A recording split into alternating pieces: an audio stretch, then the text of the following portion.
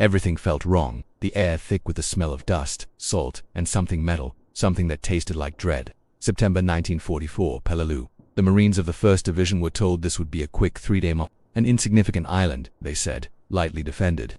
That assessment would become one of the most fatal miscalculations of the Pacific War. Our objective was painfully simple. The airfield, a flat U-shaped stretch of ground right in the middle of the island, vital for controlling the sea lanes. It was flat, open, and therefore catastrophically exposed. When we hit the beaches, the initial resistance was heavy, but manageable. The real horror began when we pushed inland, reaching the edge of the airfield perimeter. The terrain wasn't soft sand, it was jagged razor-sharp limestone coral, like walking across broken glass. The heat was relentless, a tropical furnace that cooked men inside their helmets. We emerged from the scrub and stared out across the runway. It was a vast, empty stretch of crushed white coral, shimmering under the sun.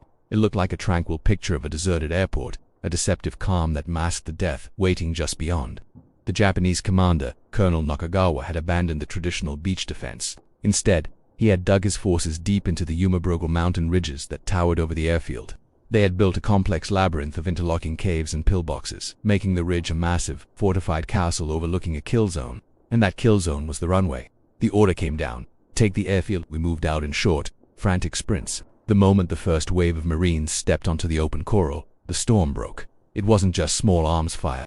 It was coordinated, concentrated hell. Machine guns, mortar, anti-aircraft guns, repurposed for ground fire, all unleashed from those unseen holes in the ridge. The Japanese fire was so heavy, so relentless, that it sounded like 1,000 drums beating a terrifying rhythm. The air was thick with flying rock chips and lead.